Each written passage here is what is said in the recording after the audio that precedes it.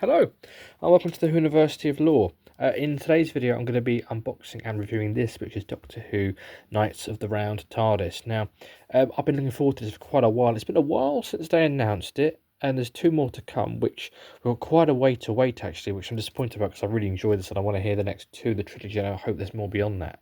But yeah, I've been waiting for it even longer than that, I guess, because it's David Bradley's return with his kind of an adventure in space and time TARDIS crew.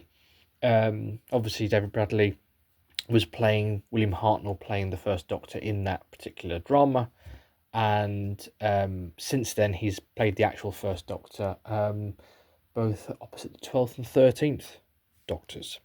So he is a television Doctor. He's an actor who's played the part on television in official licensed BBC production. And I loved his Big Finish stuff that kind of kicked off when he was doing the Twice Upon a Time. I'm sure they released his first set that Christmas, I think, if I remember correctly. I remember downloading it Christmas evening. I think a couple of years in a row they had a release that kind of tied in with the special. I think it was a year when the River Song set came out on Christmas Day, because there was the Husbands of River Song, if I remember correctly. Anyway, it's been a while since the last David Bradley release. They've all been box sets until now, where it's a 2-disc, 2-hour epic film, really. And there was a cliffhanger at the end of the last box set, which it would be nice to see resolved at some point. You could kind of argue with the start of this that maybe this takes place not long after, potentially, but it would be nice to kind of see what they had planned and see where that goes next. The interesting thing about this release, which a lot of people have been speculating about, is that it is an unbound release. Now, of course, the unbound isn't mentioned on the front nor on the spine, but it's the press release was interesting. This is what got me intrigued, because they're going to talk about it being an unbound release, and it's unbound by continuity. I think the big reason, of course, is that they've got two First Doctors. They've got Stephen Noonan doing his amazing stuff in the First Doctor range, and obviously they don't quite want to have two First Doctors on the books. The press release was interesting because there was almost like, I'm sure one of the quotes said, we're unbound by continuity or canon, or are we? And kind of looking in that and the Vortex magazine in advance, I was kind of thinking, it was interesting, because it was kind of like they were saying it's unbound by continuity, but they weren't necessarily saying that it wasn't not a part of the official timeline. Because I think, all this about canon that people debate about, for me, canon is kind of synonymous with being a part of the Doctor's personal history. So, for example, I enjoy lots of Doctor Who books and comics that might not necessarily fit neatly into the timeline. They're still Doctor Who, I still enjoy them, but I like to collect on my shelf things that I know fit definitively within his kind of timeline. To me, that's kind of canon. It's what fits into his many lives. And what I really found with hearing about this was, well, does this fit in or doesn't it? And there was even a bit in the last Vortex, the latest Vortex, where it talked about that they had an idea of where it fitted in. So I kind of came into this thinking, I think it might fit in with the Doctor's life, and maybe, it's our First Doctor, and they almost, in the press release, almost talked about him having entered the Unbound universe. So it is our Doctor, but in the Unbound universe. So it's our Doctor, a part of our Doctor's timeline, but for a short period he's in this other divergent universe. A little bit like the Eighth Doctor's divergent universe thing. He's in this other timeline, and he'll come back at some point. And that seems to be confirmed by having listened to the release. So, spoiler alert, the Doctor meets the meddling monk. If you're a fan of this era, there's some great continuity. Basically, the monk, post Dalek's master plan, the extras imply that it's a Peter Butterworth master. I suspect it's a different incarnation. I really enjoyed the performance, but to me, it was its own incarnation of the monk, and I really enjoyed that. But to me, it wasn't necessarily the Peter Butterworth one. In my mind, it was a new incarnation of the monk, who is using history again as a foil. This was a really good historical piece. it was a purely historical, obviously, but with the monk element being the sci-fi element, incredibly interesting, incredibly engaging, entertaining.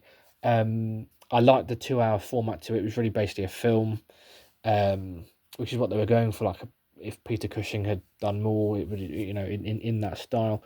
I really liked how, with this release, all the different companions kind of had their moment to shine. But also, I learned about historical era that I'm interested in the Middle Ages, and I didn't know an awful lot about this particular story and many of the individuals in it. So I really enjoyed this moment.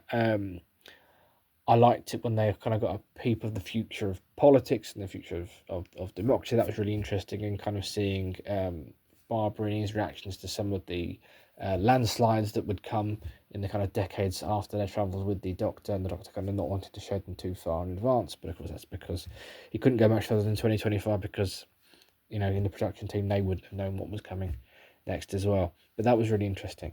So yes, I really enjoyed this story. I can't wait for more. But yeah, what I was saying was, and spoiler alert, because the monk wants revenge, but they've not met him yet, it basically causes a bit of a paradox. So at that point, when we go into this episode, it is our canon, mainline timeline TARDIS crew.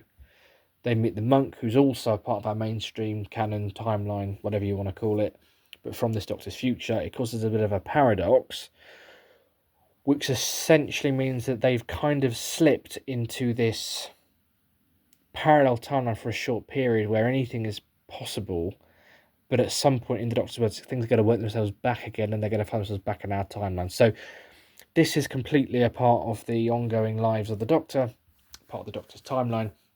This is a little detour that the Doctor is able to take in a short pocket of time before they start to lose their memory, and that was a part of it, that time corrects itself and they kind of start to lose their memory of what's happened, which means you can basically do anything without having to do mind wipes, etc. Things are going to happen in this range, in these next 3 releases, or this release and the next 2, that are unbound by continuity, because continuity is going to sort itself out afterwards. And I think it's great to be able to free yourself from the shackles of that by doing just fun stuff that maybe you couldn't do because it wasn't possible before, but without having to have reset buttons and various mind wipes things. It's just a really fun way to just be sort of let loose. Now, I'm really looking forward to the next release, because at the end of the story, you think, oh, maybe he manages to take Ian and Barbara back in this pocket of reality, but no. He thinks he's managed to pilot it back to Earth in 1963, but he hasn't. He's actually taken the TARDIS back to Marinus. Now, obviously, that's interesting because we have been back to Marinus before in the early adventures. Obviously, the Vorder on Marinus, and it talks about how they kind of see a artistic depiction of themselves when they arrived there. So obviously, there's going to be some kind of a sequel, some repercussions. I'm putting it out there. I doubt this will happen, but wouldn't it be really fun? Bearing in mind this is meant to be unbound and you can do anything and go anywhere with this, whether the Vord become the Cybermen like they did in the comics in the next audio drama, because obviously the first Doctor can't normally meet the Cybermen, but maybe he could in this unbound universe. That'd be a really fun way of bringing in some of that fun stuff from the comics back in the day. But what do you think? What did you think of this release? Let me know in the comments as always. So let's get this open. I'll have a look. I have pre-ordered the next 2 as well. I can't get the... Hang on.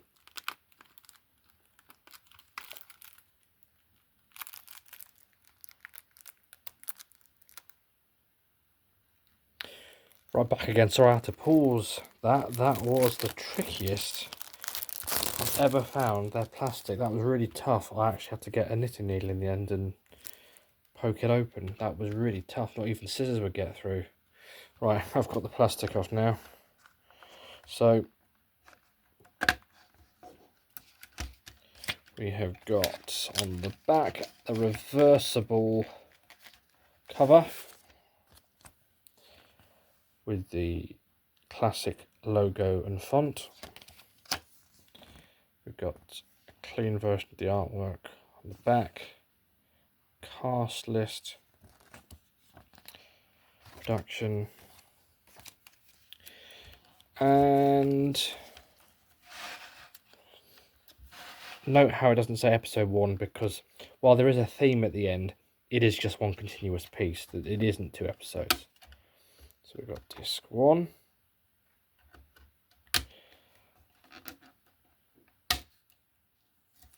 Here we go, the other releases.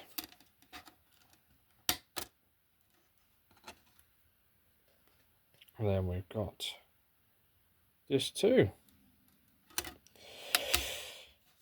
Okay, well, as always, don't forget to like and subscribe. As I said earlier, please let me know what you thought of this release, and if you have any predictions or anything you'd really like to see them do now that we're unbound from continuity. And I think the beauty of it is doing things with the first Doctor that you can't normally do. The funny thing was, actually 2 really funny things actually here was, the Doctor and Susan still won't mention the name Time Lord or Gallifrey, which obviously is kind of in keeping with the spirit of that era.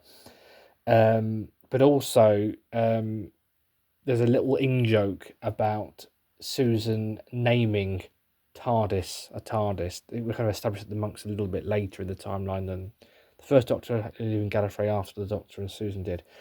But there's a little gag about how Susan could have named TARDISes, and I think it was quite a nice little reference. And again, it's still a point in the story where the timeline hasn't converged yet or changed, so I reckon that is definitely canon. But yeah, as I say, pop your predictions of what you'd love to see. I'm hoping we see Vord, Cybermen.